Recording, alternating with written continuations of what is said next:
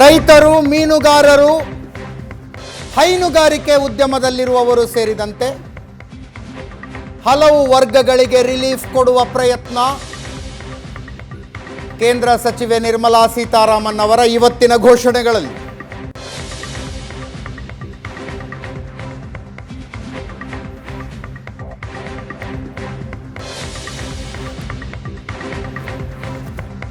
ರೈತರು, ಮೀನುಗಾರರು, ಹೈನೋದ್ಯಮ, ಜೇನು ಕೃಷಿ, ಔಷಧೀಯ ಸಸ್ಯಗಳ ಬೆಳೆ ಬೆಳೆಯುವಂಥವರು, ಇವರೆಲ್ಲರಿಗೂ ಸಮಾಧಾನ ತರುವಂಥ ಯೋಜನೆಗಳನ್ನು ಘೋಷಿಸಲಾಗಿದೆ.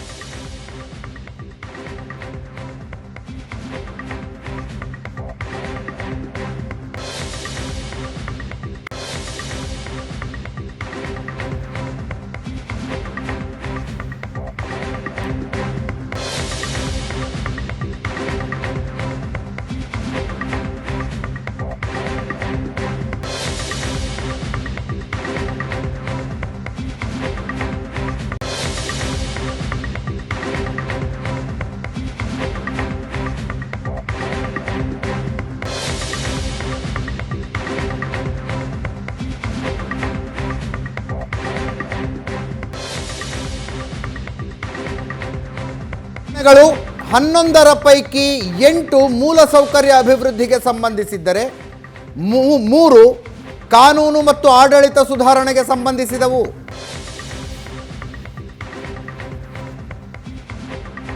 ನಿನ್ನೆಯಷ್ಟೇ ಕರ್ನಾಟಕದ ಸಚಿವ ಸಂಪುಟ ಸಭೆಯಲ್ಲಿ ಸುಗ್ರೀವಾಜ್ಞೆಯ ಮೂಲಕ ಜಾರಿಗೆ ತರಲಾದ ಎಪಿಎಂಸಿ ಕಾಯ್ದೆಯನ್ನೇ ಇವತ್ತು ನಿರ್ಮಲಾ ಸೀತಾರಾಮನ್ ಪುನರುಚ್ಚರಿಸಿದ್ದಾರೆ.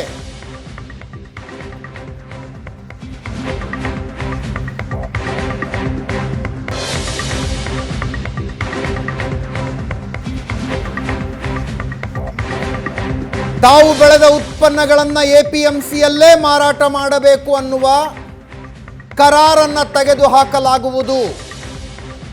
ರೈತ ತನಗೆ ಯಾರು ಉತ್ತಮ ಬೆಲೆ ಕೊಡ್ತಾರೋ ಅವರಿಗೆ ಬೆಳೆಯನ್ನು ಮಾರಬಹುದು.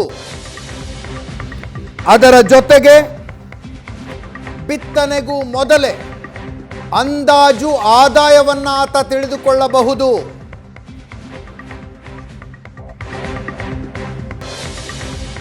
ದೊಡ್ಡ ರಿಟೇಲರ್ಗಳು ರಫ್ತುದಾರರ ಜೊತೆಗೆ ಬೆಳೆ ಬೆಳೆಯೋದಕ್ಕಿಂತ ಮೊದಲೇ ಒಪ್ಪಂದ ಮಾಡಿಕೊಳ್ಳಬಹುದು. ರಾಜ್ಯದಿಂದ ರಾಜ್ಯಕ್ಕೆ ಕೃಷಿ ಉತ್ಪನ್ನ ಸಾಗಿಸೋದಕ್ಕೆ ಯಾವುದೇ ಅಡೆತಡೆ ಇರೋದಿಲ್ಲ.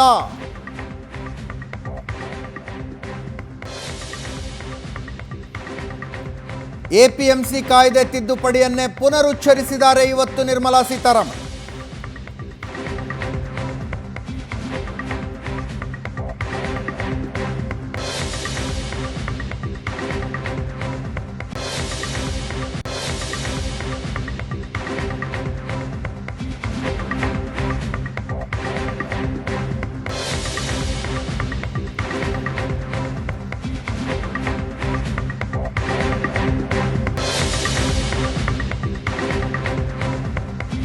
ಇಲ್ಲ ಅಲ್ಲ,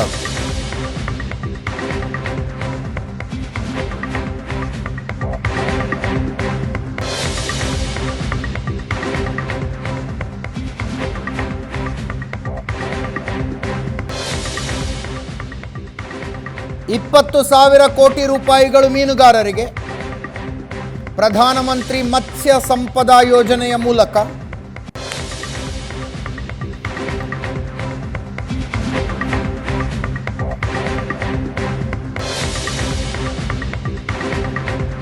ಈ ಮೂಲಕ 5 ವರ್ಷದಲ್ಲಿ 70 ಲಕ್ಷ ಟನ್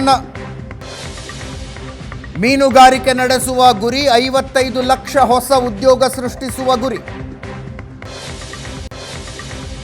ಮೀನು ರಫ್ತು 1 ಲಕ್ಷ ಕೋಟಿ ರೂಪಾಯಿಗೆ ಹೆಚ್ಚಾಗಿಸುವಂಥ ಗುರಿ. ಇನ್ನು ಕಿರು ಆಹಾರ ಉದ್ಯಮಿಗಳಿಗೆ 10,000 ಕೋಟಿ ರೂಪಾಯಿ ಘೋಷಣೆ ಮಾಡಲಾಗಿದೆ. ಸ್ಥಳೀಯ ಆಹಾರವನ್ನು ಸಂಸ್ಕರಣೆ ಮಾಡುವಂಥ ಉದ್ದಿಮೆಗಳಾಗಿರಬೇಕಿವು. ಒಂದು ಉದಾಹರಣೆಯನ್ನು ಕೊಟ್ಟರು ಹಣಕಾಸು ಸಚಿವರು. ದಕ್ಷಿಣ ಕರ್ನಾಟಕದಲ್ಲಿ ರಾಗಿಯನ್ನು ಹೆಚ್ಚಾಗಿ ಬೆಳೀತಾರೆ. ರಾಗಿ ಖರೀದಿಸಿ ಅದಕ್ಕೆ ಸಂಸ್ಕರಣೆ ಮಾಡಿ, ವ್ಯಾಲ್ಯೂ ಎಡಿಷನ್ ಮಾಡಿ, ಬ್ರ್ಯಾಂಡಿಂಗ್ ಮಾಡಿ ಮಾರಾಟ ಮಾಡುವಂಥ ಕಂಪನಿಗಳಿದ್ದರೆ ಆ ಕಂಪನಿಗಳ ಪ್ರೋತ್ಸಾಹಕ್ಕೆ, ಅಂಥ ಕಂಪನಿಗಳ ಪ್ರೋತ್ಸಾಹಕ್ಕೆ 10,000 ಕೋಟಿ ರೂಪಾಯಿ. ಕರ್ನಾಟಕದಲ್ಲಿ ರಾಗಿ ಆಗಿರಬಹುದು, ಈಶಾನ್ಯ ಭಾರತದಲ್ಲಿ ಬಿದಿರಾಗಿರಬಹುದು, ಉತ್ತರ ಪ್ರದೇಶದಲ್ಲಿ ಮಾವು, ಈ ರೀತಿಯ. ಇನ್ನು ಹೈನುಗಾರಿಕೆ ಮೂಲ ಸೌಲಭ್ಯ ಅಭಿವೃದ್ಧಿಗೆ ನಿಧಿ ಸ್ಥಾಪಿಸಲಾಗುವುದು 15,000 ಕೋಟಿ ರೂಪಾಯಿಗೆ. ಹೈನು ಉತ್ಪನ್ನಗಳನ್ನು ಖರೀದಿಸಿ ಸಂಸ್ಕರಣೆ ಮಾಡಲು ಮುಂದೆ ಬರುವ ಖಾಸಗಿ ಸಂಸ್ಥೆಗಳಿಗೆ ವಿಶೇಷ ಉತ್ತೇಜನ ಕೊಡಲಾಗುತ್ತೆ.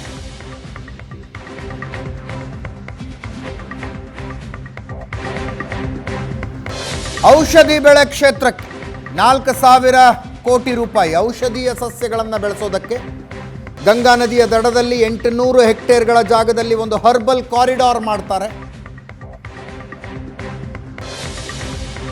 10 ಲಕ್ಷ ಹೆಕ್ಟೇರ್ ಪ್ರದೇಶದಲ್ಲಿ ಔಷಧೀಯ ಸಸ್ಯಗಳನ್ನು ಬೆಳೆಸುವ ಗುರಿ ಹೊಂದಲಾಗಿದೆ. 10 ಲಕ್ಷ ಹೆಕ್ಟೇರ್. ಇನ್ನು ಜೇನು ಉದ್ಯಮಕ್ಕೆ 500 ಕೋಟಿ ವಿಶೇಷ ಪ್ರೋತ್ಸಾಹ. ಜೇನು ಸಂಗ್ರಹ, ಮಾರಾಟ, ಸಂಸ್ಕರಣೆ ಘಟಕಗಳನ್ನು ಸ್ಥಾಪಿಸಲಾಗುತ್ತೆ. ಮಹಿಳೆಯರಿಗೆ ವಿಶೇಷ ಪ್ರೋತ್ಸಾಹ ಇದರಲ್ಲಿ. 2 ಲಕ್ಷ ಜೇನು ಸಾಕಾಣೆದಾರರಿಗೆ ಇದರಿಂದ ಲಾಭವಾಗುವ ನಿರೀಕ್ಷೆ.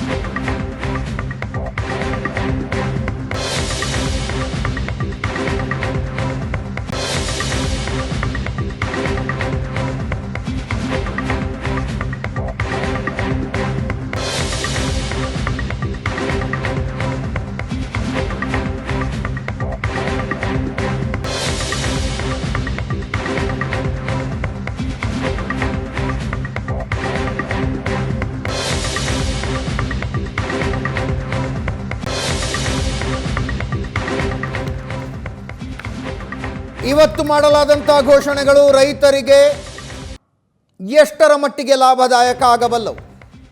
ಲಾಕ್ಡೌನ್ನಿಂದಾಗಿ ಸಂಕಷ್ಟದಲ್ಲಿರುವಂಥವರಿಗೆ ಒಂದು ಭರವಸೆಯ ಕಿರಣ ಮೂಡಿಸಬಲ್ಲಂಥ ಘೋಷಣೆಗಳಾಯಿವು.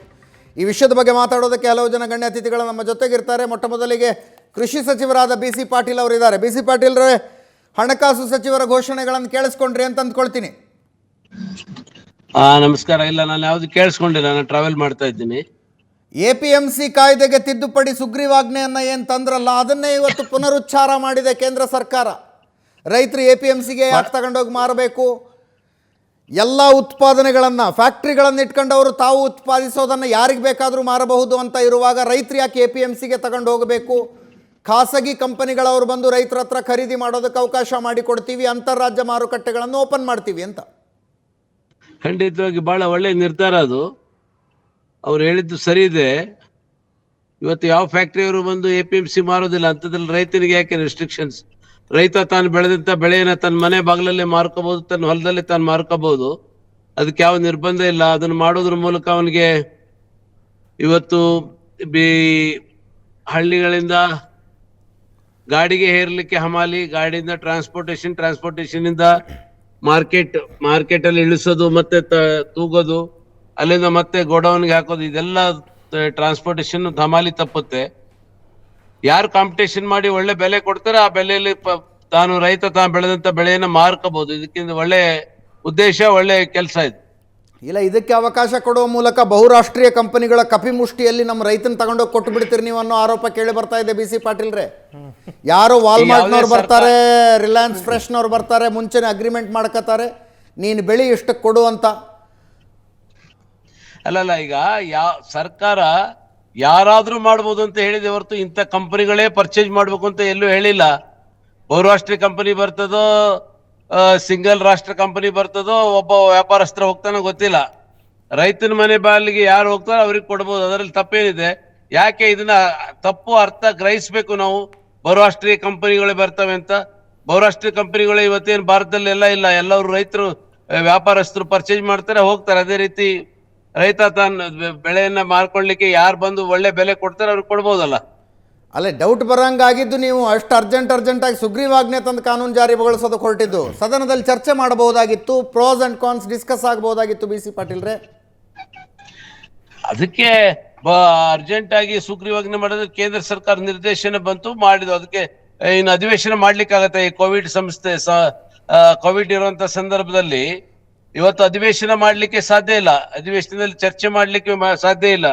ಈಗೇನು ಇಷ್ಟೊತ್ತಿಗೆ ಬೇರೆ ಬೇರೆ ಸಾಕಷ್ಟು ಸಾರಿ ಅಧಿವೇಶನಗಳು ನಡಿಬೇಕಾಗಿತ್ತು, ಅದು ನಡೆದಿಲ್ಲ. ನಡೀತಿರುವಂತ ಅಧಿವೇಶನವನ್ನೇ ಮೊಟಕುಗೊಳಿಸಿ ಇವತ್ತು ಹೋಗುವಂತ ಪರಿಸ್ಥಿತಿ ಉದ್ಭವ ಆಗಿದೆ, ಎಲ್ಲರಿಗೂ ಗೊತ್ತಿದೆ ಅದು. ಆ ದೃಷ್ಟಿಯಿಂದ ಮಾಡಿದ ತಪ್ಪೇನಿದೆ? ಸರ್, ಹೈನುಗಾರಿಕೆಗೆ ವಿಶೇಷ ಪ್ರೋತ್ಸಾಹ ಅಂತಿದ್ದಾರೆ. ಔಷಧೀಯ ಬೆಳೆಗಳನ್ನು ಬೆಳೆಯೋದಕ್ಕೆ ರೈತರಿಗೆ ಪ್ರೋತ್ಸಾಹ ಕೊಡ್ತೀವಿ ಅಂತಿದ್ದಾರೆ. ಕ್ಲಸ್ಟರ್ ಬೇಸ್ಡ್ ಅಗ್ರಿಕಲ್ಚರ್ ಪ್ರೊಡ್ಯೂಸ್ ಏನಿದೆ, ಉದಾಹರಣೆ ಕೊಟ್ಟರು ಹಣಕಾಸು ಸಚಿವರು. ಉದಾಹರಣೆಗೆ ಕರ್ನಾಟಕದಲ್ಲಿ ರಾಗಿ ಬೆಳೀತಾರೆ, ಸ್ಥಳೀಯವಾಗಿ ರಾಗಿ ಖರೀದಿಸಿ ಅದನ್ನು ಸಂಸ್ಕರಣೆ ಮಾಡಿ ಅದಕ್ಕೆ ಬ್ರ್ಯಾಂಡಿಂಗ್ ಮಾಡಿ ಮಾರಾಟ ಮಾಡೋದಕ್ಕೆ ಯಾವ ಸ್ಟಾರ್ಟಪ್ಗಳು ಮುಂದೆ ಬರ್ತಾವೋ ಅವುಗಳಿಗಾಗಿ 10,000 ಕೋಟಿ ರೂಪಾಯಿಗಳನ್ನು ಮೀಸಲಿಡಲಾಗಿದೆ. ಇವೆಲ್ಲವೂ ಕೂಡ ರೈತ ಇದುವರೆಗೂ ಅನುಭವಿಸಿರುವ, ವಿಶೇಷವಾಗಿ ಕೊರೋನಾ ಲಾಕ್ಡೌನ್ನಲ್ಲಿ ಅನುಭವಿಸಿರುವ ಸಂಕಷ್ಟದಿಂದ ರೈತನನ್ನು ಹೊರಗೆ ತರ್ತವೆ ಅಂತ ಅನ್ಸುತ್ತಾ ತಮಗೆ? ಖಂಡಿತವಾಗಿ ಬಹಳ ಒಳ್ಳೆ ನಿರ್ಧಾರಗಳು. ಈಗ ರಾಗಿ ಇರ್ಬೋದು, ಔಷಧಿ ಪದಾರ್ಥಗಳು ಬೆಳೆಯುವಂತ ಇರ್ಬೋದು, ಯಾವುದೇ ಮಾಡಿದ್ರು ಎಲ್ಲ ರೈತರ ಪರವಾಗಿದೆ. ರೈತ ಬೆಳೆಯಲಿಕ್ಕೆ, ಯಾಕೆಂದ್ರೆ ನಾವು ಮೇಕ್ ಇನ್ ಇಂಡಿಯಾ ಅಂತೇಳಿ ನಮ್ಮ ಪ್ರಧಾನ ಮಂತ್ರಿಗಳು ಏನು ಹೇಳ್ತಾ ಇದ್ದಾರೆ. Make in India not only by producing the factories, first we have to produce in the land. That's what we can do, the farmers can do. ಭಾರತದ ರೈತರು ಭೂಮಿಯಲ್ಲಿ ತಯಾರಿಸುವಂತ ವಸ್ತುಗಳು ಕೂಡ ಮೇಕ್ ಇನ್ ಇಂಡಿಯಾದಲ್ಲೇ ಬರ್ತದೆ. ಆ ನಿಟ್ಟಿನಲ್ಲಿ ಇದು ಬಹಳ ದೊಡ್ಡ ಹೆಜ್ಜೆ ಅಂತೇಳಿ ನಾನು ಭಾವಿಸ್ತೇನೆ. ಎಸ್, ಧನ್ಯವಾದ ಬಿ ಸಿ ಪಾಟೀಲ್ ರೇ, ಸುವರ್ಣ ನ್ಯೂಸ್ ಜೊತೆ ಎಷ್ಟೊತ್ತು ಮಾತನಾಡಿದ್ದಕ್ಕೆ. Thank you sir, thank you. ನಮ್ಮ ಜೊತೆ ಪ್ರೊಫೆಸರ್ ಹರಿರಾಮ್ ಅವರಿದ್ದಾರೆ, ಭಾರತೀಯ ವಿದ್ಯಾರ್ಥಿ ಸಂಘದಿಂದ. ಶ್ರೀಕಂಠಮೂರ್ತಿ ಅವರಿದ್ದಾರೆ, KPCC ವಕ್ತಾರ. ಕಾರ್ಯಕ್ರಮಕ್ಕೆ ಇಬ್ಬರಿಗೂ ಕೂಡ ಸ್ವಾಗತ. ಕೆಲವೇ ಕ್ಷಣಗಳಲ್ಲಿ ವಾಮನಾಚಾರ್ಯ BJP ವಕ್ತಾರರು ನಮ್ಮನ್ನು ಜಾಯ್ನ್ ಆಗ್ತಾರೆ. ಮೋಹನ್ ಕುಮಾರ್ ಹಣಕಾಸು ತಜ್ಞರು ಕೂಡ ಜಾಯ್ನ್ ಆಗ್ತಾರೆ. ಪ್ರೊಫೆಸರ್ ಹರಿರಾಮ್ ಅವರಿಂದ ಚರ್ಚೆಯನ್ನು ಆರಂಭಿಸ್ತೀನಿ. ಪ್ರೊಫೆಸರ್ ಹರಿರಾಮ್ ಅವರೇ, 20 ಲಕ್ಷ ಕೋಟಿ ರೂಪಾಯಿಗಳ ಪ್ಯಾಕೇಜ್ನ ಭಾಗವಾಗಿ 3ನೇ ಕಂತನ್ನು ಇವತ್ತು ಹಣಕಾಸು ಸಚಿವರು ಅನೌನ್ಸ್ ಮಾಡಿದರು. ಅದು ಹೆಚ್ಚಾಗಿ ರೈತರ ಮೇಲೆ, ಹೈನೋದ್ಯಮದಲ್ಲಿರುವಂಥವರ ಮೇಲೆ ಈ ರೀತಿಯಾಗಿ ಕಾನ್ಸಂಟ್ರೇಟ್ ಮಾಡಿದಂಥದ್ದು. ಒಂದು ಭರವಸೆಯ ಕಿರಣ ಮೂಡಿಸುತ್ತೆ ಅನ್ಸುತ್ತಾ ಈ ಯೋಜನೆಗಳು? ಏನು ಮೊನ್ನೆ ಮಾನ್ಯ ನರೇಂದ್ರ ಮೋದಿ ಅವರು 20 ಲಕ್ಷ ಕೋಟಿ ಪ್ಯಾಕೇಜನ್ನು ಘೋಷಣೆ ಮಾಡಿದ್ರು. ಒಂದಿಷ್ಟು ಕ್ಲಿಯರಾಗಿ ನಮಗೆ ಯಾವ ರೀತಿ ಅದನ್ನು ಮಾಡ್ತಾರೆ, ಹೇಗೆ ಮಾಡ್ತಾರೆ ಅಂತಕ್ಕಂಥ ಒಂದು ಕ್ಲಾರಿಟಿ ಇರಲಿಲ್ಲ. ಹೌದು. ಮತ್ತು ಕಳೆದ 3 ದಿನಗಳಿಂದ ನಿರಂತರವಾಗಿ ನಮ್ಮ ಫೈನಾನ್ಸ್ ಮಿನಿಸ್ಟ್ರು ಏನು ಪ್ರೆಸ್ ಮೀಟ್ ಮಾಡ್ತಾ ಇದ್ದಾರೆ, ಅದರೊಳಗೆ ಒಂದೊಂದೇ ಎಲ್ಲೆಲ್ಲಿ ಅಂತ ಹೇಳಿ ಬಿಡ್ತಾ ಹೋಗ್ತಾ ಇದ್ದಾರೆ. ಮತ್ತು ಇವತ್ತು ಏನು ಒಂದಿಷ್ಟು ಹೈನುಗಾರಿಕೆ ರೈತರು ಇದಕ್ಕೆಲ್ಲ ಸಂಬಂಧಪಟ್ಟಂಥ ಒಂದಿಷ್ಟು ಹಣಕಾಸನ್ನು ಖರ್ಚು ಮಾಡೋದ್ರ ಬಗ್ಗೆ ಹೇಳ್ತಿದ್ರು. ಖಂಡಿತವಾಗ್ಲೂ ಕೂಡ ಅದು ನಿಜವಾಗ್ಲೂ ಕೂಡ ಅವರು ಹೇಳಿದಂಥ ನಿಟ್ಟಿನಲ್ಲಿ ಅದು ಆಗಿದ್ದೇ ಆದರೆ ಖಂಡಿತವಾಗ್ಲೂ ಅದು ಅವರಿಗೆ ಅನುಕೂಲ ಆಗ್ತದೆ. ಯಾಕಂದರೆ ನಮ್ಗೆ ಈಗಾಗಲೇ ಕಳೆದ 7 ವರ್ಷಗಳಿಂದ ಮಾನ್ಯ ನರೇಂದ್ರ ಮೋದಿ ಅವರು ಹೇಳಿರ್ತಕ್ಕಂಥ ಯಾವ ಒಂದು ಪಾಲಿಸಿ ಕೂಡ ಜಾರಿಯಾಗಿಲ್ಲ, ಒಂದೂ ಆಗಿಲ್ಲ. ಹಾಗಾಗಿ ಬರೀ ಪ್ರಾಮಿಸ್ ಮಾಡ್ತಾ ಹೋಗೋದೇ ಆಗಿದೆ ಒಂದು. ಮತ್ತು ಭಾಳ ಮುಖ್ಯವಾಗಿ ನೀವು APMC ಬಗ್ಗೆ ಮಾತಾಡ್ತಾ ಇರಿ, ನೀವು ಕೂಡ ಅದನ್ನು ಪ್ರಸ್ತಾಪ ಮಾಡಿದ್ರಿ. ಇವತ್ತು ಬಹಳ ದೊಡ್ಡ ಆತಂಕ ಏನಪ್ಪ ಆಗಿದೆ ಅಂತ ಹೇಳಿದ್ರೆ, ನೀವು ಇಲ್ಲ ಆತಂಕ ಅಲ್ಲ, ನಾ ಬರೀ ನೆಗೆಟಿವ್ ಕ್ವಶನ್ ಕೇಳಿದೆ ಅವ್ರಿಗೆ. ನನಗೆ ಅದ್ರ ಪಾಸಿಟಿವ್ ಸೈಡ್ ಕೂಡ ಕಾಣಿಸ್ತಾ ಇದೆ. ರೈತ ಈಗ ನಾವು ರೈತರ ಮಕ್ಕಳೇ ತಗೊಂಡೋಗಿ ಅಲ್ಲಿ ನಾನು ಹೇಳ್ಬಿಡ್ತೀನಿ ಏನಂತ ಹೇಳಿದ್ರೆ, ಈಗ ನೋಡಿ ಉದಾಹರಣೆಗೆ ರೈತರು ಮತ್ತು ಕನ್ಸ್ಯೂಮರ್ ನಡುವೆ ಮಧ್ಯಸ್ಥರಿದ್ದಾರೆ. ಅವ್ರು ಯಾರಪ್ಪ ಅಂದರೆ ಮತ್ತೆ ಅವರೇನು ದೊಡ್ಡ ಉದ್ಯಮಿಗಳಲ್ಲ, ಅವರು ಕೂಡ ಸಣ್ಣ ಪುಟ್ಟ ವ್ಯಕ್ತಿಗಳು. ಆದರೆ ಇವತ್ತು ಬಹುಶಃ ಇದನ್ನು ತೆಗೆದುಹಾಕದಂಥ ಸಂದರ್ಭದಲ್ಲಿ ನೀವು ಹೇಳ್ದಂಗೆ MNC ಕಂಪನಿಗಳು, ದೊಡ್ಡ ಕಂಪನಿಗಳು ಬಂದು ನೀವು ಹೇಳಿದಂಗೆ ರೈತರ ಹತ್ರ ಅವ್ರು ಕಾಂಟ್ರಾಕ್ಟ್ ಬರ್ಸ್ಕೋತಾರೆ. ಇಷ್ಟು ವರ್ಷಕ್ಕೆ ಇಷ್ಟೇ ಫಿಕ್ಸ್ಡ್ಗೆ, ಇಷ್ಟಕ್ಕೆ ನೀವು ಎಷ್ಟಾದರೂ ಮಾಡ್ಕೊಳ್ಳಿ, ನಮ್ಗೆ ಇಷ್ಟು, ನಿಮ್ಗೆ ಲಾಸ್ ಆಗುತ್ತೋ ಲಾಭ ಆಗುತ್ತೋ ನಮಗೆ ಗೊತ್ತಿಲ್ಲ. ಈ ರೀತಿಯಾದಂಥ ಆಗುವಂತಹ ಸೂಚನೆಗಳಿದ್ದಾವೆ. ಮತ್ತೆ ಇದಾಗಲೇ ಬೇರೆ ಬೇರೆ ಕ್ಷೇತ್ರದಲ್ಲೂ ಕೂಡ ಆಗಿರೋದು. ಘೋಷಣೆಯಲ್ಲಿ ರೈತರಿಗಾಗುವ ರಿಸ್ಕ್ ಫ್ಯಾಕ್ಟರ್ಗಳನ್ನು ನಾವು ಎಕ್ಸ್ಪ್ಲೋರ್ ಹೌದು. ಮತ್ತೆ ಬಹಳ ಮುಖ್ಯವಾಗಿ ಇಡೀ 30 ಲಕ್ಷ ಕೋಟಿಯ ಪ್ಯಾಕೇಜ್ನಲ್ಲಿ ನನಗೆ ಕಾಣತಕ್ಕಂಥದ್ದು, ನನಗನ್ಸುತ್ತೆ ಒಂದು ರೀಸೆಂಟಾಗಿ ಒಂದು ಅಜೀಂ ಪ್ರೇಮ್ಜಿ ಅವರು ಒಂದು COVID-19 ನಡೆದ ಸಂದರ್ಭ ಒಂದು ಸರ್ವೆ ಮಾಡಿದ್ದಾರೆ. ಆ ಸರ್ವೆ ಏನಪ್ಪ ಹೇಳುತ್ತೆ ಅಂತ ಹೇಳಿದ್ರೆ ನೋಡಿ, ಬಹಳ ಒಂದು ನಿಮಿಷ ಕೇಳಿಸ್ಕೋಬೇಕು ದಯವಿಟ್ಟು. ಇದು ಹೇಳುತ್ತೇನೆಂದರೆ, ಸುಮಾರು 80% ಅರ್ಬನ್ ವರ್ಕರ್ಸು ಜಾಬನ್ನು ಕಳ್ಕೊಂಡಿದ್ದಾರೆ. 80% urban workers. ಮತ್ತು ಸುಮಾರು 70% ರೂರಲ್ ಹೌಸ್ ಹೋಲ್ಡ್ಸ್ ಏನಿದ್ದಾವೆ ಇವರು ತಾವು ಬಳಸ್ತಾ ಇದ್ದಂಥ ವಸ್ತುಗಳನ್ನು ಬಳಸುವಂಥ ಏನು ಪ್ರತಿದಿನ ಬಳಸ್ತಾರಲ್ಲ ಅದನ್ನು ಕಡಿಮೆ ಮಾಡಿಕೊಳ್ಳುವಂಥದ್ದು, ಬಳಸುವಂಥ ಕ್ವಾಂಟಿಟಿ ಇದೆಯಲ್ಲ ಅದನ್ನು ಕಡಿಮೆ ಮಾಡುವಂಥ ಸಂದರ್ಭ ಸೃಷ್ಟಿ ಜೀವನ ಮಟ್ಟ ಕೆಳಗೆ ಹೋಗುತ್ತೆ ಬೇಸಿಕಲಿ. ಸೊ ಈ ಥರ ಎಷ್ಟೊಂದು ಇದಾಗಿದೆ ಅಂತ ಹೇಳಿದ್ರೆ, ಮತ್ತು ಬಹಳ ಮುಖ್ಯವಾಗಿ ಅವರ ಖರ್ಚುಗಳಿಗೆ ನೋಡಿ, ಒಂದು ಕಡೆ ಹೇಳ್ತಾರೆ 43% ರೂರಲ್ಲು ಮತ್ತು 57% ಅರ್ಬನ್. ಇವರು ಕೆಲಸ ಮಾಡಿದಾರಲ್ಲ ಕಡೆ 2-3 ತಿಂಗಳು ಸ್ಯಾಲ್ರಿನೇ ಬಂದಿಲ್ಲ ಅವ್ರಿಗೆ. ಹೀಗೆ ಸುಮಾರು ಸ್ಟ್ಯಾಟಿಸ್ಟಿಕ್ಸ್ ಇದೆ, ಬೇಸಿಕ್ ಇದು. ಸಿಂಪಲ್ ಆಗಿ ಹೇಳಬೇಕಾದ್ರೆ ಈ ಕಳೆದ 2-3 ತಿಂಗಳಲ್ಲಿ ಕೆಲಸ ಕಳ್ಕೊಂಡಿರ್ತಕ್ಕಂಥ ಕಾರ್ಮಿಕರು, ಈಗ ಬಾಡಿಗೆ ಮನೇಲಿ ಇರ್ತಕ್ಕಂಥವ್ರು, ಕರೆಂಟ್ ಬಿಲ್ಲು, ಇನ್ನೊಂದು ಈ ಥರ ಜನರಿಗೆ ನೇರವಾದ ಸಮಸ್ಯೆ ಇದೆಯಲ್ಲ, ಇದನ್ನ ಹೇಗೆ ಈ 20 ಲಕ್ಷ ಕೋಟಿಗಳು ಸಾಲ್ವ್ ಮಾಡ್ತದೆ? ಯಾಕಂದ್ರೆ ಜನರಿಗೆ ನಿಮ್ಮ ಪ್ರಕಾರ ಈ ಸಮಸ್ಯೆ ನೇರ ಬಗೆಹರಿಬೇಕೆಂದ್ರೆ ಜನರ ಅಕೌಂಟ್ಗೆ ಇಷ್ಟು ದುಡ್ಡು ಅಂತ ಹಾಕ್ಬಿಡ್ಬೇಕು. ಡೆಫಿನೆಟ್ಲಿ. ಯಾಕಂದ್ರೆ ನೀವು ಜನರಿಗೆ ಪರ್ಚೇಸಿಂಗ್ ಕೆಪಾಸಿಟಿಯನ್ನ ಕೊಡದೇ ಇದ್ರೆ, ದುಡ್ಡು ಓಡಾಡದೇ ಇದ್ರೆ, ನೀವು ಕೇವಲ ಅದು ಒಂದು ಇನ್ಸ್ಟಿಟ್ಯೂಷನಲೈಸ್ ಮಾಡ್ತಾ ಹೋದ್ರೆ ಜನರ ನಡುವೆ ದುಡ್ಡು ಹರಿದು ಬರಲ್ಲ. ಒಂದು ದೇಶದ ಎಕನಾಮಿನ ಹೆಂಗ್ ಮ್ಯಾನೇಜ್ ಮಾಡಬೇಕು ಅನ್ನೋ ವಿಷಯದಲ್ಲಿ, ಒಂದು ದೇಶದ ಎಕನಾಮಿ ಹೆಂಗ್ ಮ್ಯಾನೇಜ್ ಮಾಡಬೇಕು ಅನ್ನೋ ವಿಷಯದಲ್ಲಿ 2 ರೀತಿಯಾದಂತಹ ವಾದ. ಒಂದು, ಜನರ ಅಕೌಂಟ್ಗೆ ದುಡ್ಡು ಹಾಕ್ಬಿಡಿ, ಅವರು ಅದನ್ನು ಖರ್ಚು ಮಾಡ್ತಾರೆ, ದುಡ್ಡು ಹರಿದಾಡೋದಕ್ಕೆ ಶುರುವಾಗುತ್ತೆ, ಎಕನಾಮಿ ಮೇಲೆ ಇರುತ್ತೆ ಅನ್ನುವಂಥದ್ದು. ಇನ್ನೊಂದು, ಇನ್ಫ್ರಾಸ್ಟ್ರಕ್ಚರನ್ನು ನಿರ್ಮಾಣ ಮಾಡಿ ಆ ಮೂಲಕ ಜನರ ಕೈಗೆ ದುಡ್ಡು ಬರುತ್ತೆ. ಎರಡನೆಯ ದಾರಿಯನ್ನು ಕೇಂದ್ರ ಸರ್ಕಾರ ಹಿಡಿದಾಗ ಕಾಣಿಸ್ತಾ ಇದೆ. ಹೇಳಿದ್ರು ಎಂಪವರ್ ಅಂತ, ವಿ ಆರ್ ಎಂಪವರಿಂಗ್ ಅಂತ ಹೇಳಿದ್ರು ಸ್ಪೆಸಿಫಿಕ್ ಆಗಿ. ಉದ್ಯಮಿಗಳಿಗೆ ವರ್ಕಿಂಗ್ ಕ್ಯಾಪಿಟಲ್ ಆಗಿ ಸಾಲ ಕೊಟ್ಟರೆ ಫ್ಯಾಕ್ಟ್ರಿಗಳು ಶುರುವಾಗುತ್ತೆ, ಕೆಲಸ ಶುರುವಾಗುತ್ತೆ, ಮತ್ತೆ ಹಳ್ಳಿಗೆ ಬರುತ್ತೆ ಅನ್ನೋದು ಲೆಕ್ಕಾಚಾರ. ಶ್ರೀಕಂಠ ಮೂರ್ತಿ ಅವರೇ, ಇವತ್ತಿನ ಘೋಷಣೆಗಳು ಎಷ್ಟರ ಮಟ್ಟಿಗೆ ಇನ್ ರಿಯಾಲಿಟಿ ಹೆಲ್ಪ್ ಆಗುತ್ತೆ ಅಂತ ಅನ್ಸುತ್ತೆ ನಿಮಗೆ? ಇದು ನೋಡೋದಕ್ಕೆ ಬಹಳ ಸ್ವಾಗತಾರ್ಹವಾಗ್ತದೆ. ಆದರೆ ಅನಿಲ್ ಅವರು ಕೆಲವು ಪ್ರಸ್ತಾಪ ಮಾಡಿದಂಥದ್ದಕ್ಕೆ ನನ್ನ ಸಹಮತಿ ಇದೆ. ಒಂದು, ಅರ್ಥಶಾಸ್ತ್ರಜ್ಞರು ಏನು ಹೇಳ್ತಾ ಇದ್ದಾರೆ, ಕೆಲವರು ಬೈಯಿಂಗ್ ಕೆಪ್ಯಾಸಿಟಿ, ಸ್ಪೆಂಡಿಂಗ್ ಕೆಪ್ಯಾಸಿಟಿ ಎರಡೂ ಇದ್ದಾಗ ಮಾತ್ರ ಮನಿ ಸರ್ಕ್ಯುಲೇಟ್ ಆಗ್ತದೆ, ಜನ್ರೇಟ್ ಆಗ್ತದೆ. ಅದು ಮಾಡದ ಹೊರತು ಇದು long term programs, infrastructure development ಮಾಡ್ತಕ್ಕಂಥದ್ದು ನಾಳೆ ತಕ್ಷಣವೇ ನಮಗೇನು ಸಿಗೋದಿಲ್ಲ. ಉದಾಹರಣೆಗೆ ಕೋಲ್ಡ್ ಸ್ಟೋರೇಜ್ಗೆ ಅವರು ಕೊಟ್ಟಿರ್ತಕ್ಕಂಥ ಒತ್ತು ನಾನು ಅದನ್ನು ಸ್ವಾಗತ ಮಾಡ್ತೇನೆ. ಆದರೆ ಕೋಲ್ಡ್ ಸ್ಟೋರೇಜ್ ನಾವು ಬರುವಂಥ ಸಂದರ್ಭದಲ್ಲಿ 2 ವರ್ಷದ ಮಿನಿಮಮ್ ಬೇಕಾಗ್ತದೆ. ಆ 2 ವರ್ಷದವರೆಗೂ ನಾವು ಆಹಾರ ಸಂಸ್ಕರಣೆ ಹೇಗೆ ಆಗ್ತದೆ ಅನ್ನೋದು ಒಂದು. ಎರಡನೇದು, ಈ ಒಂದು ಸ್ಥಳೀಯ ಏನು ಹಣ್ಣು ಹಂಪಲನ್ನ ನಾವು ಸಂಸ್ಕರಣೆ ಮಾಡ್ತಕ್ಕಂಥದ್ದಕ್ಕೆ ಇಂತಿಷ್ಟು ಹಣ ಎತ್ತಿಟ್ಟು ಸ್ವಾಗತಾರ್ಹ ಅದು. ಆದರೆ ಅದು ಕೂಡ ಇನ್ಫ್ರಾಸ್ಟ್ರಕ್ಚರನ್ನೇ, it takes more time. Gestation period is more than 1.5 years to 2 years. But immediate relief ಏನು ಸಿಗುತ್ತೆ ನಮ್ಮ ಕಾರ್ಮಿಕರಿಗೆ, ನಮ್ಮ ದಿನಗೂಲಿ ಕರಕಾರಿಗೆ, ಮತ್ತೊಬ್ಬರಿಗೆ ರೈತರಿಗೆ, ಅಂಥದ್ದು ತಕ್ಷಣಕ್ಕೆ ಸರ್ಕಾರ ಸ್ವಲ್ಪ ಅದ್ರ ಬಗ್ಗೆನೂ ಗಮನ ಹರಿಸಿದ್ರೆ ಚೆನ್ನಾಗಿತ್ತು ಅಂಥೇಳಿ ನನ್ನ ಭಾವನೆ. ಆದರೆ ಇವತ್ತು ಏನು 3ನೇ ಪ್ಯಾಕೇಜ್ ಕೊಟ್ಟಿದ್ದಾರೆ, ಒಂಥರ ಟಿ ವಿ ಸೀರಿಯಲ್ ಥರ 1, 2, 3 ಬರ್ತಾ ಇದೆ. ಬಹುಶಃ 4ನೇ ಸೀರಿಯಲ್ನಲ್ಲಿ ಬಹುಶಃ ಅದ್ರ ಬಗ್ಗೆ ಮಾಡಬೇಕು ಎಂಬತಕ್ಕಂಥದ್ದನ್ನು ನಾನು ವಿನಂತಿಸ್ಕೊಳ್ತೇನೆ.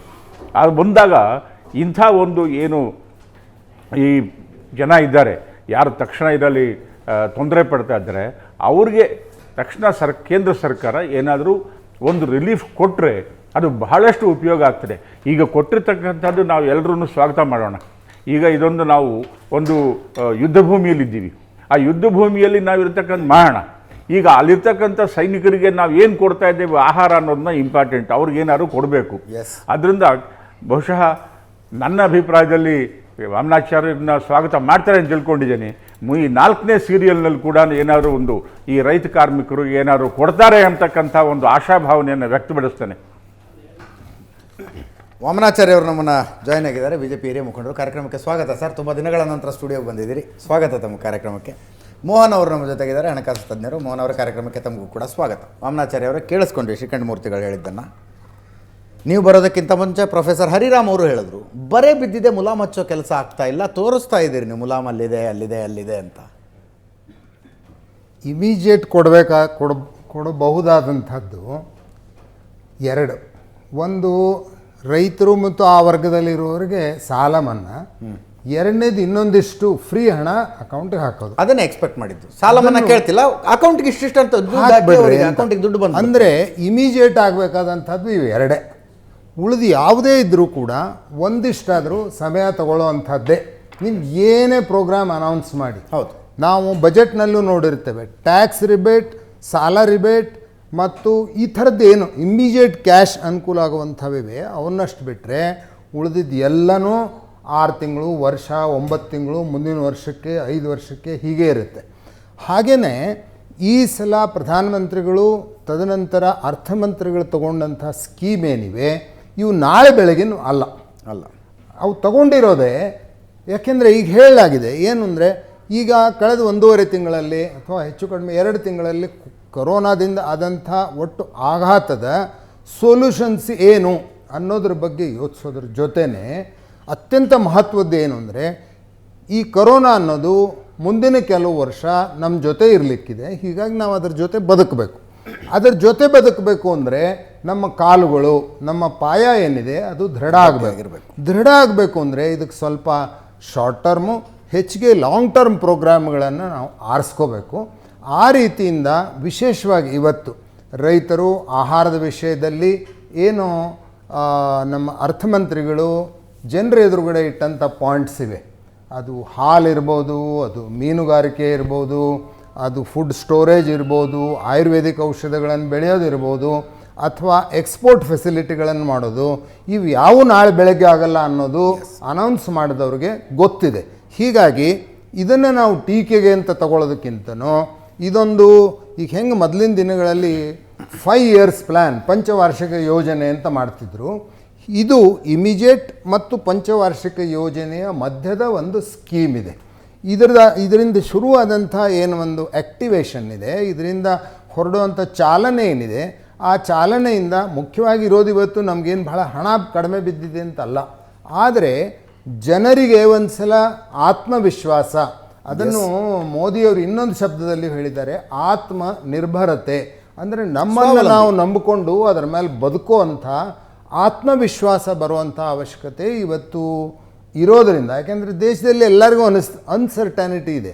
ಇದು ಏನಾಗುತ್ತೆ, ಇದ್ರದ್ದು ಪರಿಣಾಮಗಳು ಎಷ್ಟು ವರ್ಷ ನಡೀತವೆ, ನಾವು ಏನಾಗ್ತೇವೆ ಮುಂದಿನ ದಿನಗಳಲ್ಲಿ, ಬದುಕ್ತೇವೆ ಅಂತ. ಇದಕ್ಕೆ ಒಂದು ದಾರಿ ಅಂತ ಪ್ರಧಾನಮಂತ್ರಿಗಳು ಮತ್ತು ಅರ್ಥಮಂತ್ರಿಗಳು ಒಂದಿಷ್ಟು ಪಾಯಿಂಟ್ಸ್ಗಳನ್ನು ಜನರ ಎದುರಿಗೆ ಇಡುವಂಥ ಪ್ರಯತ್ನವನ್ನು ಇವತ್ತು ಮಾಡಿದ್ದಾರೆ. ಇದು ಕೂಡ ತುಂಬ ಫೈನ್ ಡೀಟೇಲ್ ಆಗಿದೆ ಅಂತ ಅಲ್ಲ. ಅದಕ್ಕೆ ಈ ಸಲದ್ದು ಒಂದು ವಿಶೇಷ ಏನು ಅಂದರೆ, ನಿನ್ನೆ MSME ಮತ್ತು ಇಂಡಸ್ಟ್ರಿ ಕ್ಷೇತ್ರಗಳಿಗೆ ಮೊನ್ನೆ ಪಾಯಿಂಟ್ಸ್ಗಳನ್ನು ಹೇಳ್ತಾ ಹೋದರು. ಹಾಗೆ ಇವತ್ತು ರೈತಾಪಿ ವರ್ಗಗಳಿಗೆ ಬೇಕಾಗುವಂಥ ವಿಷಯಗಳನ್ನು ಅರ್ಥಮಂತ್ರಿಗಳು ಹೇಳ್ತಾ ಹೋದರು. ನಾಳೆ ಒಂದಿಷ್ಟು ವಿಷಯಗಳನ್ನು ಹೇಳ್ತಾರೆ ಪ್ರೆಸ್ ಕಾನ್ಫರೆನ್ಸಲ್ಲಿ. ಈ ಥರ ಹಂತ ಹಂತವಾಗಿ ಯೋಚನೆ ಮಾಡಿ ಒಂದಿಷ್ಟು ಪಾಯಿಂಟ್ಸ್ ಕೊಡ್ತಾರೆ.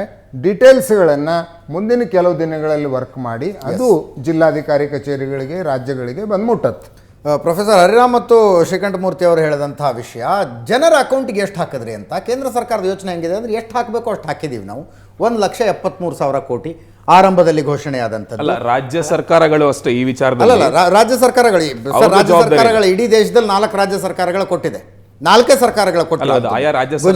ಗುಜರಾತ್, ತಮಿಳುನಾಡು, ಕೇರಳ, ಕರ್ನಾಟಕ, ಈ 4 ರಾಜ್ಯ ಸರ್ಕಾರಗಳು ಮಾತ್ರ ಪ್ಯಾಕೇಜ್ ಘೋಷಣೆ ಮಾಡಿರುವಂಥದ್ದು. 1,73,000 ಕೋಟಿ. ಅವಾಗ ಒಂದು ಅಕೌಂಟ್ಗೆ ತಿಂಗಳಿಗೆ 500 ರೂಪಾಯಿ ಹಾಕಿದ್ದೀವಿ. 500 ರೂಪಾಯಿ ಸಾಕಾ, ಕಡಿಮೆ ಆಗುತ್ತಾ, ದಟ್ ಈಸ್ ಅದರ್ ಡಿಬೇಟ್. ಸರ್ಕಾರ ನಾವು ಹಾಕಿದ್ದೀವಿ, ಉಚಿತವಾಗಿ ರೇಷನ್ ಕೊಟ್ಟಿದ್ದೀವಿ, ಉಜ್ವಲ ಯೋಜನೆಯಲ್ಲಿ ಉಚಿತವಾಗಿ ಸಿಲಿಂಡರ್ ಕೊಟ್ಟಿದ್ದೀವಿ, ಬದುಕೋದಕ್ಕೆ ಏನು ಬೇಕೋ ಕೊಟ್ಟಿದ್ದೀವಿ. ಆ ನಂತರದ ಅಭಿವೃದ್ಧಿ ಅನ್ನೋದು ಯಾವಾಗಲೂ ಅಸೆಟ್ ಕ್ರಿಯೇಟ್ ಮಾಡಬೇಕು. ನೀವು ಅಕೌಂಟ್ ಹಾಕೋದಕ್ಕೆ ಆಗೋದಿಲ್ಲ. ಕೆಲವರಿಗೆ ಪ್ರತಿಯೊಂದು ಕ್ಲಾಸ್ನವ್ರಿಗೂ ನೀವು ಅಕೌಂಟ್ಗೆ ನೇರವಾಗಿ ಹಣ ಹಾಕ್ಲಿಕ್ಕೆ ಆಗೋದಿಲ್ಲ. ಕೆಲವೊಂದು ಕ್ಲಾಸ್ ಜನಗಳಿಗೆ ನೀವು ಅಕೌಂಟ್ ನೇರವಾಗಿ ಹಣ ಹಾಕಬೇಕಾಗುತ್ತೆ. ಕರ್ನಾಟಕದಲ್ಲೇ ತಗೊಂಡ್ರೆ ನಿಮಗೆ ಆಟೋ ರಿಕ್ಷಾ ಚಾಲಕರಿಗಾಗ್ಬೋದು, ಕ್ಯಾಬ್ ಚಾಲಕರಿಗಾಗ್ಬೋದು, ಆಮೇಲೆ ನಮ್ಮ ಹೇರ್ ಸಲೂನ್ ಮಾಡ್ತಾರಲ್ಲ ಅವ್ರಿಗಾಗ್ಬೋದು, ಮತ್ತೆ ಕಟ್ಟಡ ಕಾರ್ಮಿಕರಿಗಾಗ್ಬೋದು, ಇವ್ರಿಗೆಲ್ಲಾನು ತಿಂಗಳಿಗೆ 5,000 ಹಾಕಬೇಕು ಅಂತ ಹೇಳಿದ್ದಾರೆ. ಇವತ್ತಿಂದ ಸೇವಾ ಸಿಂಧು ಆ್ಯಪ್ನಲ್ಲಿ ಅದೆಲ್ಲ ನಡೀತಾ ಇದೆ ಕೆಲಸಗಳು. ಸೊ ಈ ರೀತಿ ಕೆಲವೊಂದು ಕ್ಲಾಸ್ ಆಫ್ ವರ್ಕರ್ಸ್ಗೆ ಹಾಕ್ಲೇಬೇಕಾಗುತ್ತೆ. ಕೆಲವ್ರಿಗೆ ದುಡಿಯೋದಕ್ಕೆ ಬೇಕಾದಂಥ ಅವಕಾಶಗಳನ್ನ ಮಾಡ್ಕೊಡ್ಬೇಕಾಗುತ್ತೆ. ಸೊ ನೀವೆಲ್ಲರಿಗೂ 130 ಕೋಟಿ ಜನಕ್ಕೆ ಅಕೌಂಟ್ ಹಾಕ್ತಾ ಕೂತ್ಕೊಂಡ್ರೆ ಸೊ ಎಲ್ಲಿಂದ ದುಡ್ಡು ತರೋದು? ಯಾರ ತನಕ ದುಡ್ಡಿಲ್ಲ. ನಮ್ದು ಏನು ಹೇಳ್ತಾರೆ ಅದಕ್ಕೆ, ನಾವು ಬೇರೆ ದೇಶಗಳಿಗೆ ಕಂಪೇರ್ ಮಾಡ್ಲಿಕ್ಕೆ ಆಗೋದಿಲ್ಲ. ಪಾಪ್ಯುಲೇಷನ್ ನಮ್ದು ಎಕ್ಸಾಸ್ಟ್ ಆಗೋಗಿದೆ. ಸೊ ನೀವು 130 ಕೋಟಿ ಜನಗಳನ್ನ ನೀವು ದುಡ್ಡು ಹಾಕಿ ಸಾಕ್ಲಿಕ್ಕೆ ಆಗೋದಿಲ್ಲ. ಅದರಲ್ಲೂ ನೀವು ಕಟ್ಟುವಂಥ 2.5 ಇಂದ 3.5 ಕೋಟಿ ತೆರಿಗೆ ಜನ ಇದಾರಲ್ಲ, ಅದರಿಂದ ಬರೋ ಹಣದಿಂದ ಈ ಜನ ಸಾಕ್ಲಿಕ್ಕೂ ಆಗೋದಿಲ್ಲ. ಸೊ ಆದ್ರಿಂದ ಕೆಲವೊಂದು ವರ್ಗಕ್ಕೆ ನೇರ ಹಣ ವರ್ಗಾವಣೆ ಮಾಡಬೇಕು, ಕೆಲವೊಂದು ವರ್ಗಕ್ಕೆ ಅವರು ದುಡಿಯುವಂತಹ ತಾಕತ್ತನ್ನ ತಂದು ಕೊಡಬೇಕು. ಸೊ ಅಂತ ಕೆಲಸ ಮೊದಲನೇ ದಿವಸ ಆಗಿತ್ತು. ಎಲ್ಲಿ ನಮ್ಮ ದೇಶದ ಬ್ಯಾಕ್ ಬೋನ್ ಅಂತ ಕರೆಸ್ಕೊಳ್ಳುವಂತ MSME, ಅಗ್ರಿಕಲ್ಚರ್. ಸೊ ಎರಡರ ಮೇಲೆ ತುಂಬಾ ಫೋಕಸ್ ಮಾಡಿದ್ದಾರೆ. ಲಾಸ್ಟ್ 3 days ಇಂದ ತಗೊಂಡ್ರೆ ನೀವು MSMEಗೆ 3 ಲಕ್ಷ ವರ್ತು ಪ್ಯಾಕೇಜ್ ಕೊಟ್ಟರು ನಿಮಗೆ. ಸೊ ನಿಮಗೆ ಸಣ್ಣ ಸಣ್ಣ ಉದ್ದಿಮೆಗಳಿಗೆ ಯಾವಾಗ ಸಾಲ ಸಿಗುತ್ತೋ, ಅದರಲ್ಲೂ ಸೆಂಟ್ರಲ್ ಗವರ್ಮೆಂಟ್ ಗ್ಯಾರಂಟಿ ಅಂತ ಹೇಳಿದಾಗ ಖಂಡಿತವಾಗಿಯೂ ಬ್ಯಾಂಕ್ಗಳು ಕೊಡಲೇಬೇಕು. ಸೊ ನಿಮ್ಗೆ MSME ಪಿಕಪ್ ಆದ್ರೆ ಮಾತ್ರ ನಮ್ಮ ರಾಷ್ಟ್ರ ಪಿಕಪ್ ಆಗೋದು ಅಂತ ಎಲ್ಲರಿಗೂ ಗೊತ್ತು. ಸೊ ಅದ್ರ ಮೇಲೆ ಫೋಕಸ್ ಜಾಸ್ತಿ ಮಾಡಿದ್ದಾರೆ. ಮತ್ತೆ ಕೃಷಿ ವಿಚಾರದಲ್ಲೂ ಅಷ್ಟೇ, ನಿನ್ನೆ ಇವತ್ತು ಎರಡೂ ಅಷ್ಟೇ. ನಿನ್ನೆ ಕಿಸಾನ್ ಕ್ರೆಡಿಟ್ ಕಾರ್ಡ್ ಮೂಲಕ ಎಕ್ಸ್ಟ್ರಾ ಕ್ರೆಡಿಟ್ ಕೊಡೋದಾಗ್ಬೋದು, ಮತ್ತೆ ಇವತ್ತು ಮೀನುಗಾರಿಕೆಗೆ ಕೊಟ್ಟಿರುವಂಥ ಉತ್ತೇಜನ ಆಗ್ಬೋದು. ಸೊ ನಾನು ಆಗ್ಲೇ ಇಲ್ಲಿ ಬಂದಾಗ APMC ವಿಚಾರ ಡಿಸ್ಕಷನ್ ಆಗ್ತೈತೆ. ನಾನು ಅನ್ಕೊಂಡೆ ನೀವು ಕೃಷಿನ ಎಕ್ಸ್ಪೋರ್ಟ್ ಮಾಡೋದು ಓಕೆ, ಅಂದ್ರೆ ಎಕ್ಸ್ಪೋರ್ಟ್ ಮಾಡಿ ಬೇರೆ ದೇಶದಲ್ಲಿರುವಂಥ ಬಹುರಾಷ್ಟ್ರೀಯ ಕಂಪನಿಗಳಿಗೆ ಅದು ಓಕೆ, ಬಟ್ ಅವರೇ ಬಂದು ನಿಮ್ಮ ಹತ್ರ ತಗೊಂಡ್ರೆ ಏನ್ ಪ್ರಾಬ್ಲಮ್ಮು? ಕರೆಕ್ಟ್ ಅಲ್ವಾ? ಎಕ್ಸ್ಪೋರ್ಟ್ ಮಾಡ್ಲಿ, ತಗೊಳ್ಳೋದು ಪ್ರಾಬ್ಲಮ್ ಅಲ್ಲ, ಅಲ್ಲ ಒಂದ್ ನಿಮಿಷ ನಾನು ಮುಗಿಸ್ತೀನಿ. ಫೈನಾಲಿಟೀಸ್ ಇನ್ನು ಅಲ್ಲ, ಗೊತ್ತಾಗಿಲ್ಲ. ಫೈನಾಲಿಟೀಸ್ ನಾ ಹೇಳೋದು ಫೈನಾಲಿಟೀಸ್ ನಿಮ್ಗೆ. ಸೊ ಬೇರೆಯವ್ರಿಗೆ ಇರುವಂತಹ ಒಂದು ಫ್ರೀಡಮ್ ರೈತರಿಗೂ ಕೊಟ್ರೆ ತಪ್ಪಿಲ್ಲ. ಏನೋ ಒಂದ್ ಕಡೆ ಶುರು ಆಗ್ಬೇಕಾಗಿತ್ತು, ಏನಕ್ಕೆ ಅದ್ರ ಮೇಲೆ ಜಾಸ್ತಿ ಫೋಕಸ್ ಮಾಡಿರಬಹುದು ಅಂತ ಹೇಳಿದ್ರೆ, ಕೆಲವೊಂದ್ ಕಡೆ ಬೆಳೆಗಳೆಲ್ಲ ಬೆಳೆದು ತುಂಬಾ ಸ್ಟಾಕ್ ಆಲ್ರೆಡಿ ಪೈಲಪ್ ಆಗಿ ಕೂತಿದೆ, ಅದನ್ನೆಲ್ಲ ಕ್ಲಿಯರ್ ಆಗ್ಬೇಕು. ಮತ್ತೆ APMC ತಂದಿದ್ದೇ ಪ್ರೈಸ್ನ ಸುಧಾರಣೆ ಮಾಡೋದಕ್ಕೋಸ್ಕರ. ರೈತರು ಅವತ್ತಿಂದ ಹೇಳ್ತಾರೆ ನಮಗೆ ಸಾಲ ಮನ್ನಾ ಬೇಡಪ್ಪ, ನಮಗೆ ಬೇಕಾಗಿರೋ ಬೆಲೆ ಕೊಡಿ ಸಾಕು, ನಾವು ಜೀವನ ಮಾಡ್ಕೊಳ್ತೀವಿ ಅಂತ ಹೇಳಿ. ಇಷ್ಟು ವರ್ಷ ಆದ್ರೂ APMC ತಂದು ನೀವು ರೈತರ ಸಮಸ್ಯೆ ಬಗೆಹರಿತಾ ಇಲ್ಲ ಅಂತ ಹೇಳಿದ್ರೆ, ಹಾಗಾದ್ರೆ APMC ತಂದ್ರಿಂದ ಏನ್ ಪ್ರಯೋಜನ ಬಂತು ಹಾಗಾದ್ರೆ? ಸೊ ರೈತರ ಬೆಳೆ ಸಮಸ್ಯೆ ಪರಿಹಾರ ಆಗ್ತಿಲ್ಲ. ಸೊ ಅದಕ್ಕೆ ಆಲ್ಟರ್ನೇಟಿವ್ ಬೇಕೇ ಬೇಕು. ಸೊ ಆದ್ರಿಂದ ಇದನ್ನ ಮಾಡಿದ್ದಾರೆ. ಸೊ ಅವ್ರು ಹೇಳಿದ್ದಾರೆ ಇವತ್ತೂನು ರೈತರಿಗೆ ಸಮಸ್ಯೆ ಆಗುವಂತಹ ಅಥವಾ ಮಧ್ಯವರ್ತಿಗಳಿಗೆ ಬೇರೆಯವ್ರಿಗೆ ಸಮಸ್ಯೆ ಆಗುವಂತಹ ಇಶ್ಯೂಸ್ ಇದ್ರೆ ಅದನ್ನ ಡಿಸ್ಕಸ್ ಮಾಡಿ ಚೇಂಜ್ ಮಾಡ್ತೀವಿ ಅಂತ ಹೇಳಿ. ಸರ್ ಇದಷ್ಟೇ ಆಗಿದ್ರೆ ಈಗ ದೊಡ್ಡ ದೊಡ್ಡ ರಿಟೇಲರ್ಗಳು ಬಂದು ರೈತನ ಹತ್ರ ಖರೀದಿ ಮಾಡಿ ಅಂತ ಹೇಳ್ತಾರೆ. ಅದು ದೊಡ್ಡ ರಿಟೇಲರ್ಗಳು ಬಂದು APMC ಒಳಗಡೆ ಮಂಡಿ ತೆಗಿಲಿ, APMC ವರ್ತಕರ ಜೊತೆ ಕಾಂಪಿಟೇಷನ್ ಮಾಡಲಿ ಅವರು ರೈತನ ಬೆಳೆಯನ್ನು ಖರೀದಿ ಮಾಡೋದಕ್ಕೆ. ಅದಕ್ಕೆ ಅವಕಾಶ ಕೊಡೋದಿಲ್ಲ. ನೀವು ಬಂದು ಜಮೀನಿಗೆ ಬಂದು ಖರೀದಿ ಮಾಡ್ರಿ, ನಾಳೆ ದಿನ ಅವ್ರು ಕಾಂಟ್ರಾಕ್ಟ್ ಹಾಕಿಸ್ಕೊಳ್ಳಲ್ಲ ಅಂತ ಏನು ಗ್ಯಾರಂಟಿ ಸರ್? ಆ ರೀತಿಯಾದ ಪ್ರಶ್ನೆಗಳಿದೆ. ಮೊದಲೇ ಹೇಳಿದ್ರಲ್ಲ, ಮುಂಚೆನೆ ಅವ್ರು ಕಾಂಟ್ರಾಕ್ಟ್ ಹಾಕೊಂಡು ರೇಟ್ ಎಷ್ಟು ಅಂತ ಮೊದಲೇ ಹೇಳುವಂತ ಆಪ್ಷನ್ ಕೊಡ್ತೀವಿ ಅಂತ ಅವರೇ ಹೇಳಿದ್ದಾರೆ ಫೈನಾನ್ಸ್. ಬರ್ತೀನಿ, ನಂಗೊಂದು ತುಂಬಾ ಚಿಕ್ಕ ಬ್ರೇಕ್ನ ಸಮಯ ಇದೆ, ಒಂದು ಬ್ರೇಕ್ ಮುಗಿಸ್ಕೊಂಡು ವಾಪಸ್ ಬರ್ತೀನಿ.